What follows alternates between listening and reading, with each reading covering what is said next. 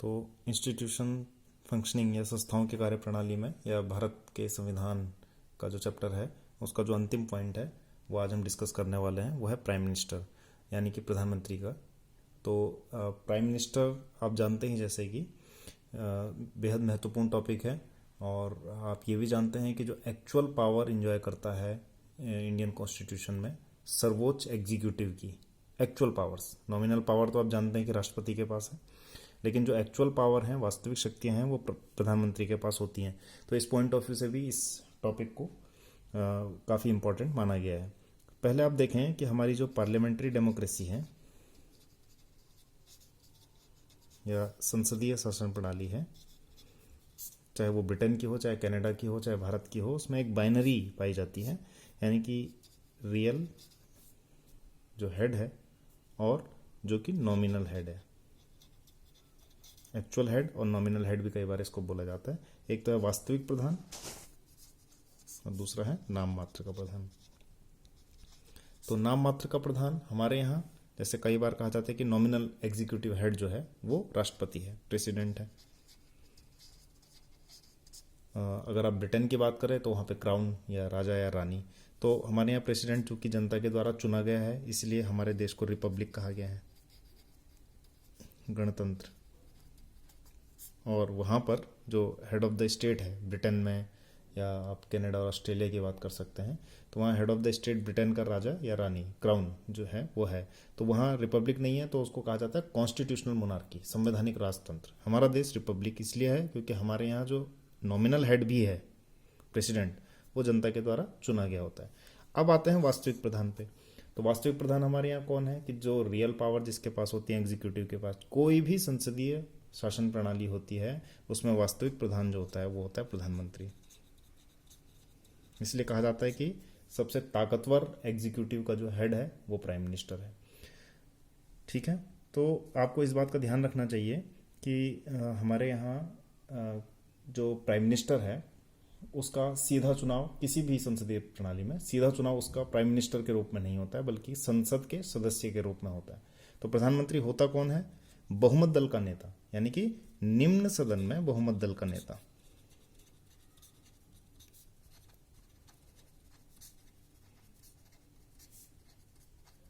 Leader of the majority in lower house.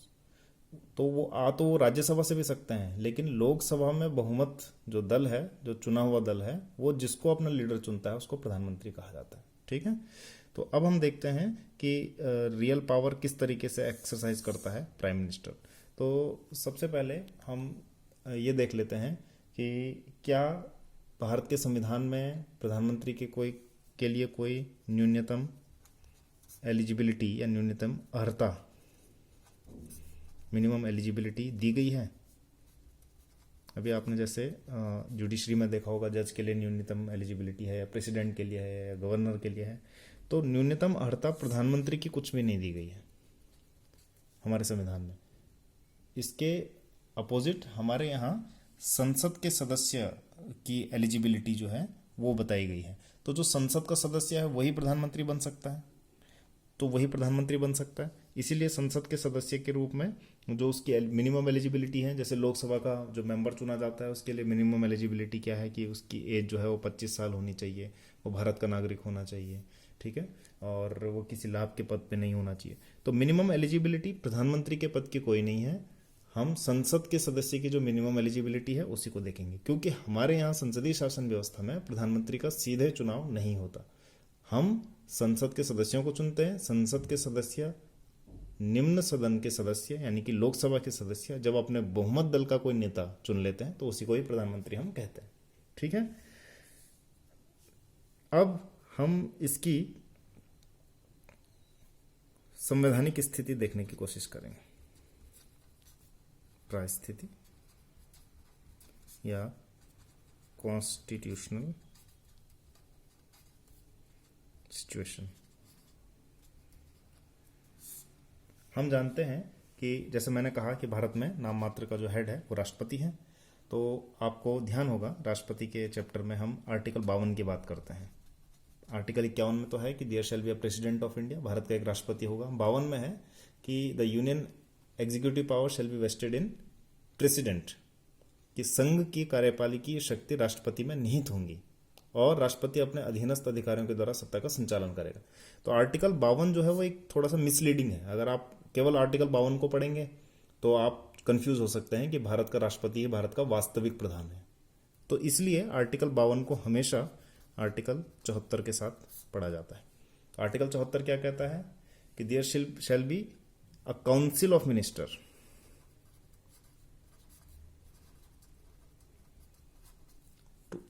advise and assist the president and president shall act according to that advice।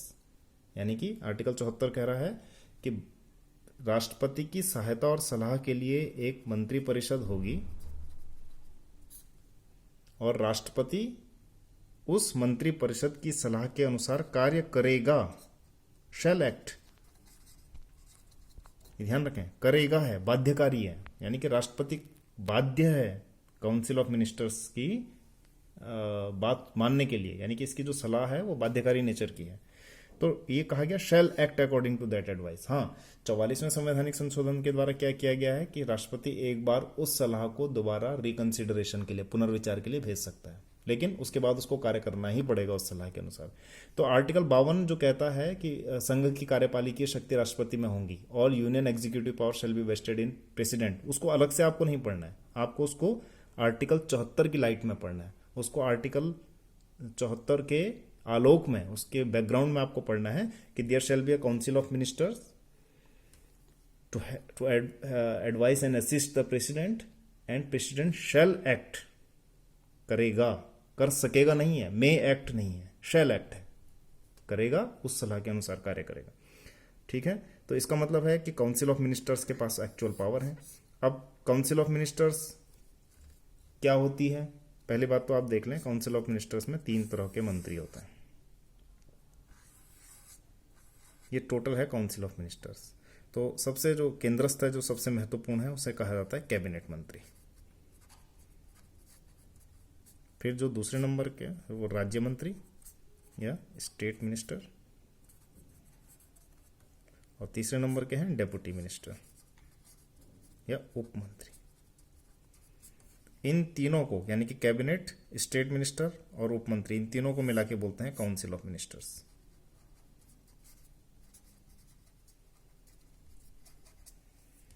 यानी कि ये है cabinet, इसको कहा जाता है हिंदी में मंत्रिमंडल। कैबिनेट को मंत्रिमंडल कहा जाता है। तो मंत्रिमंडल, राज्य मंत्री और उप मंत्री मिला करके बनते हैं मंत्री परिषद। काउंसिल ऑफ मिनिस्टर्स को कहा जाता है मंत्री परिषद। तो मंत्री परिषद आकार में एक बड़ा संगठन है। मंत्री परिषद के अंदर मंत्रिमंडल होता है, कैबिनेट, राज्य मंत्री होते हैं प्लस उप मंत्री होते हैं, और महत्व, ताकत किसकी होती है ज्यादा, कैबिनेट मिनिस्टर्स की। ठीक है, अब आप समझ गए हैं कि सारी पावर्स आर्टिकल 74 में मंत्री परिषद को, काउंसिल ऑफ मिनिस्टर्स को दी गई है। काउंसिल ऑफ मिनिस्टर्स का मतलब अभी मैंने क्या बताया, कैबिनेट यानी कि मंत्रिमंडल प्लस राज्य मंत्री, state minister plus deputy ministers या उप मंत्री। अब ये कैबिनेट ऑफ मिनिस्टर्स कैसे चुनी जाती है, इनको कौन चुनता है?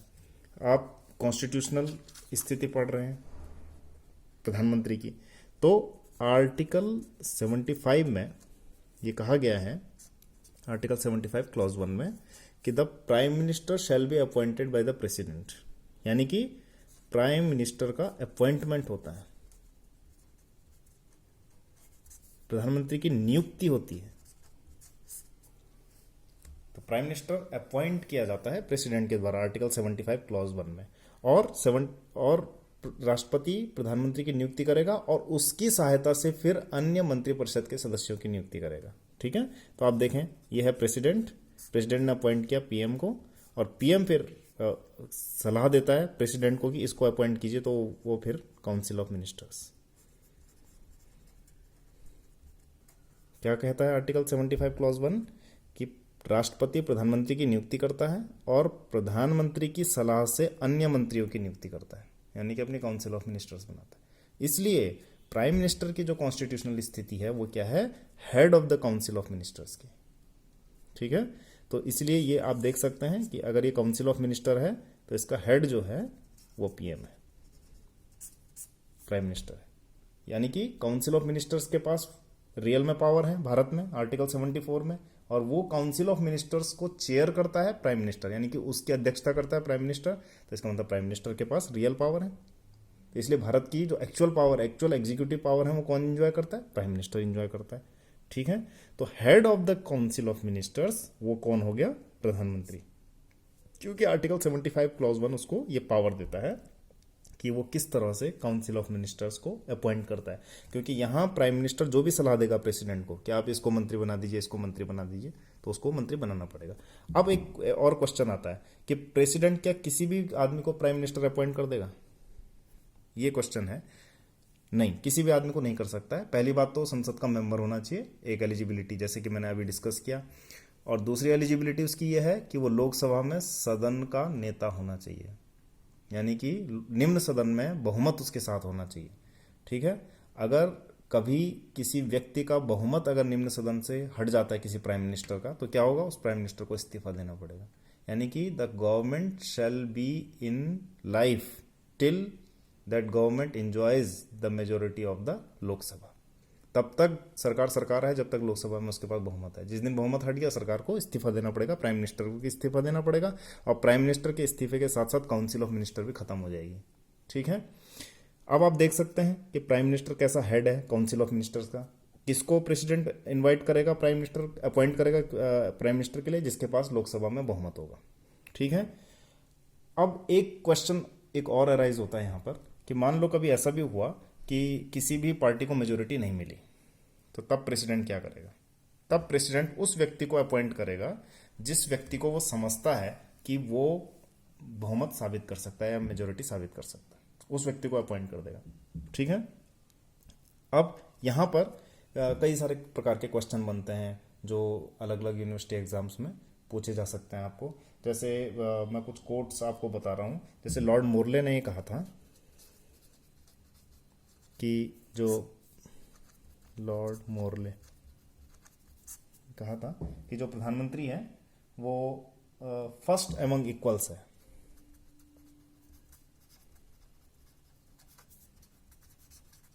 इसको वो लैटिन इंग्लिश में बोलता है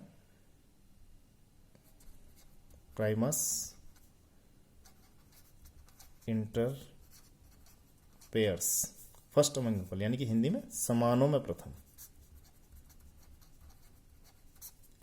ठीक है, तो कहा जाता है कि इस कथन की व्याख्या कीजिए कि प्रधानमंत्री समानों में प्रथम है। तो आपको प्रधानमंत्री की सारी पावर्स इसमें लिखनी है, लेकिन पहले आप ये कहेंगे कि समानों में प्रथम क्यों है। तो समानों में प्रथम इसलिए है कि काउंसिल ऑफ मिनिस्टर्स में और प्राइम मिनिस्टर में कोई खास अंतर नहीं है, क्योंकि काउंसिल ऑफ मिनिस्टर भी संसद के सदस्य हैं और प्राइम मिनिस्टर भी संसद का सदस्य है। लेकिन उन समानों में उन सब मंत्री जो भी समान हैं, उन समानों में भी जो फर्स्ट है, प्रधान है, सबसे इंपॉर्टेंट है, वो प्राइम मिनिस्टर है। इसलिए उसके कहा गया समानों में प्रथम, first among equals, Primus inter pairs. ठीक है, एक और कोट लॉर्ड मोरले के साथ एसोसिएटेड है कि the prime minister is a की स्टोन ऑफ कैबिनेट आर्क। प्रधानमंत्री मंत्रिमंडल रूपी मेहराब की आधारशिला है। आर्क समझते हैं आप? आर्क मतलब ये मेहराब जो होता है ना, उसे कहते हैं आर्क। तो उसकी आधारशिला जो है वो प्राइम मिनिस्टर है, ये मंत्रिमंडल है मेहराब, और उसकी आधारशिला जो है वो प्रधानमंत्री है। उन्होंने क्या कहा? प्रधानमंत्री मंत्रिमंडल रूपी मेहराब की आधारशिला है। ठीक है, तो अगर आप ये आर्क देख लें, अगर आप इसकी आधारशिला हटा देंगे तो आर्क भी ढह जाएगा। इसका मतलब प्राइम मिनिस्टर खत्म हो गया तो काउंसिल ऑफ मिनिस्टर भी खत्म, अगर उसने इस्तीफा दे दिया तो वो समाप्त हो गई। तो प्रधानमंत्री मंत्रिमंडल रूपी मेहराब की आधारशिला है। इस पर भी कई बार कमेंट करने के लिए आता है, लॉन्ग क्वेश्चन में भी, शॉर्ट क्वेश्चन में भी। इसको भी आपको देखना चाहिए। विलियम हरकोर्ट का बड़ा फेमस कथन है कि प्रधानमंत्री नक्षत्रों के बीच में चंद्रमा है। The prime minister is the moon among stars. जैसे स्टार्स भी होते हैं आकाश में और चंद्रमा भी होते हैं, लेकिन सबसे जो तेज चमकता है वो चंद्रमा है, तो इसीलिए the moon among the stars, ये विलियम हरकोर्ट का कहना है। तो आप देख सकते हैं कि इन सारे कोर्ट्स में ये कहा गया है कि प्रधानमंत्री की जो स्थिति है, वास्तविक स्थिति, वो काफ़ी महत्वपूर्ण है कैबिनेट के संदर्भ में। तो इसके लिए मैंने आपको आर्टिकल 74 और आर्टिकल 75 का क्लॉज 1 ये यहाँ पर समझा दिया है। ये आपको संवैधानिक परिस्थिति में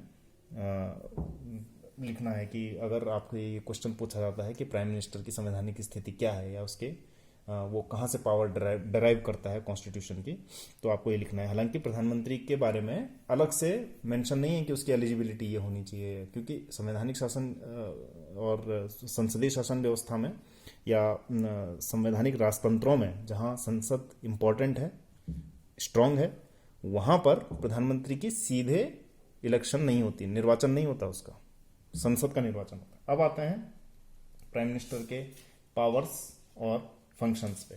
तो सबसे पहले जो पावर्स हैं, पावर्स एंड फंक्शंस, पहले हम हेड में पढ़ेंगे एग्जीक्यूटिव पावर, यानी कि कार्यपालिकी शक्ति। तो कार्यपालिकी शक्ति क्या है, आप समझ रहे हैं।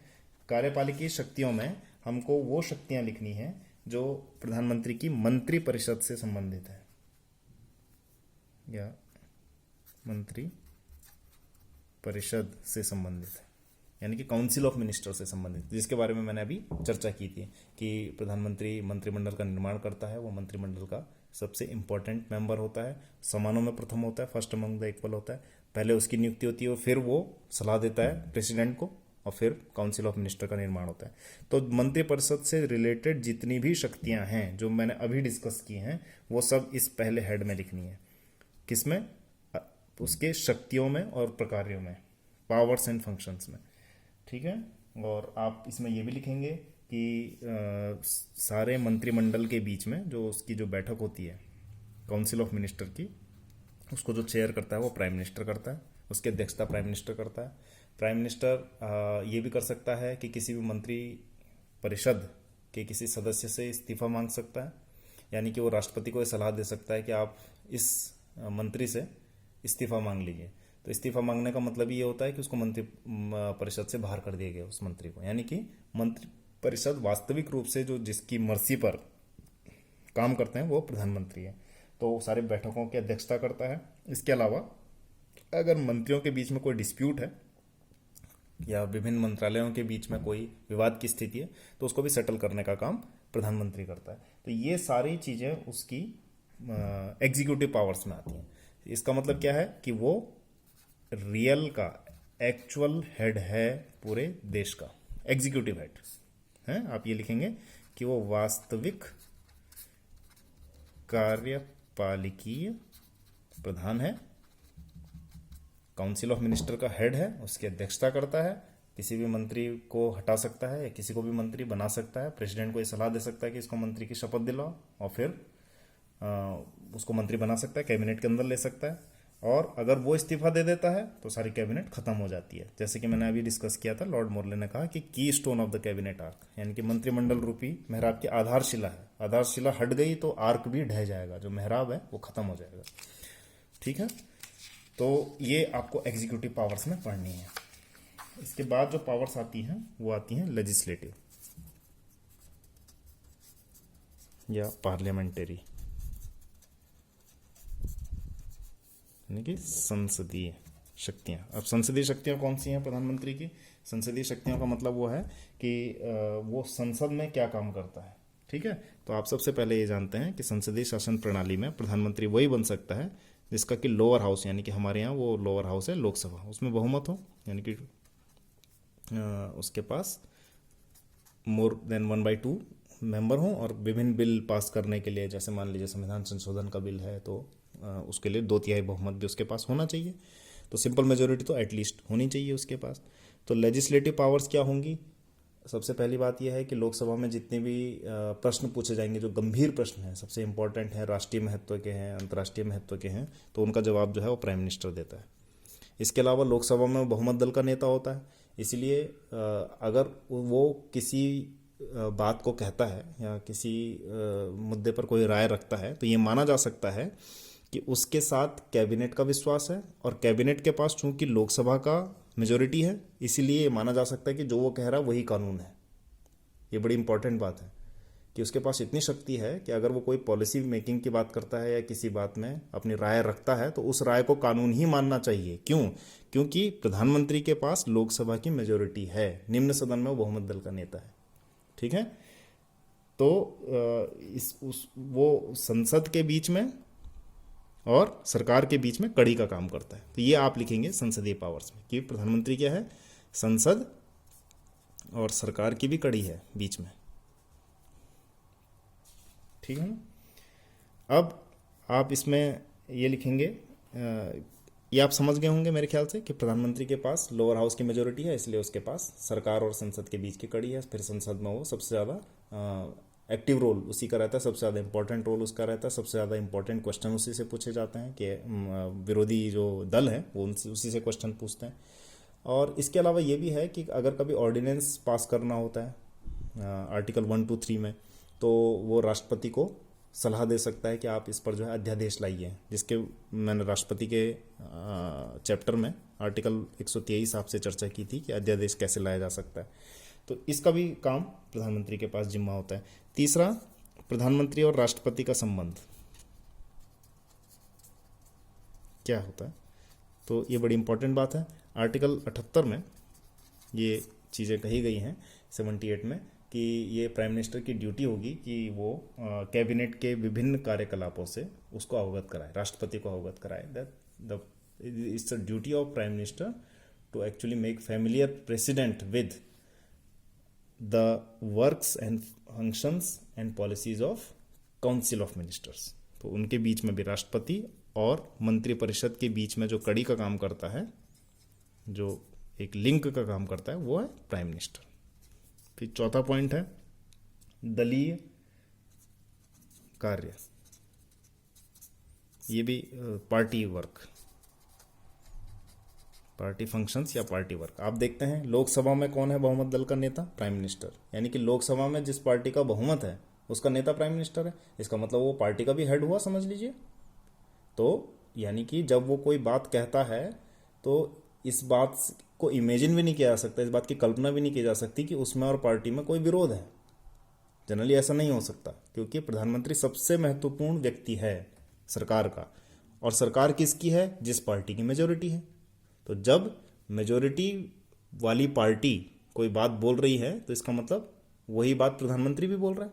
तो इन दोनों में कोई मत भिन्नता जो है वो पॉसिबल नहीं है। इसलिए दल के अध्यक्ष के रूप में भी कई बार वो काम करता है, यानी कि दल के हेड के रूप में। ये हो सकता है कि पार्टी का अध्यक्ष कोई और हो और प्रधानमंत्री कोई और हो, जनरली अलग अलग ही होते हैं, लेकिन दल में भी जो सबसे महत्वपूर्ण आवाज होती है, क्योंकि उसी दल की सत्ता है और उसी दल का प्रधानमंत्री भी है, तो दल में, उस पार्टी में जो सबसे महत्वपूर्ण आवाज होगी वो प्राइम मिनिस्टर की होगी। अब आते हैं मिसलेनियस या अन्य कार्य। तो अन्य कार्य में मतलब बहुत वाइड इसका स्कोप है कि प्रधानमंत्री क्या क्या कर सकता है। प्रधानमंत्री सबसे पहले तो नियुक्ति करता है बहुत सारे इंपॉर्टेंट लोगों की, जजेस की। कल मैंने आपको सुप्रीम कोर्ट के जजेस की अपॉइंटमेंट के बारे में बताया कि वैसे करता तो प्रेसिडेंट है, लेकिन प्रेसिडेंट आर्टिकल 74 में काउंसिल ऑफ मिनिस्टर के अंदर है, उसकी सलाह मानने के लिए बाध्य है, और काउंसिल ऑफ मिनिस्टर का हेड है प्राइम मिनिस्टर। तो नियुक्ति करता है। हाई कोर्ट और सुप्रीम कोर्ट के चीफ जस्टिस की नियुक्ति जो है राष्ट्रपति को सलाह देता है कि इसकी कीजिए। इसके अलावा जो आर्मी के जो हेड हैं, आर्मी, नेवी, एयरफोर्स के हेड हैं, उनकी नियुक्ति करता है। Chief election commissioner, NITI Aayog के वाइस प्रेसिडेंट की, जो प्लानिंग कमीशन जिसको पहले कहते थे, उसके उप प्रधान की जो नियुक्ति करता है वो सब प्रधानमंत्री करता है। इसके अलावा चीफ इलेक्शन कमिश्नर की मैंने बात की, कैग की बात की, कंट्रोलर एंड ऑडिटर जनरल की बात की। सारे इंपॉर्टेंट जो सरकार के अपॉइंटमेंट होता है वो प्रधानमंत्री की सहमति से होता है। अब दूसरे चीज़ें हैं कि नीति आयोग, जिसके बारे में पहले हम कहते थे, जिसको प्लानिंग कमीशन, उसका चेयरमैन होता है। नेशनल डेवलपमेंट काउंसिल है, उसका भी चेयरमैन होता है, एनडीसी का, और उसमें मुख्यमंत्री भी होते हैं। नीति आयोग में बहुत इंपॉर्टेंट और बहुत ही ताकतवर ब्यूरोक्रेट शामिल होते हैं, उसका भी चेयरमैन प्रधानमंत्री होता है, और उसका जो उप प्रधान होता है उसकी भी नियुक्ति प्रधानमंत्री करता है। ठीक है। अब लास्ट है इंटरनेशनल या अंतर्राष्ट्रीय। तो जितने भी वॉर और पीस के मुद्दे होते हैं, यानी कि युद्ध और शांति के मुद्दे होते हैं, और राष्ट्रपति सुलझाता है। अंतर्राष्ट्रीय संस्थाओं का मेंबर होता है, अंतर्राष्ट्रीय संस्थाओं के उसमें भाग लेता है। चाहे सार्क की मीटिंग हो, चाहे यूएन की मीटिंग हो, चाहे किसी और की भी मीटिंग हो, कहीं भी अंतर्राष्ट्रीय स्तर पर जो संधि करनी होती है, उन सबको जो काम अंजाम देता है वो प्रधानमंत्री करता है। तो आप देख सकते हैं कि किस प्रकार से प्रधानमंत्री बेहद महत्वपूर्ण एग्जीक्यूटिव हेड के रूप में भूमिका निभाता है। इसी पॉइंट पर आपको प्रधानमंत्री का कोई भी क्वेश्चन अटेंड करना है।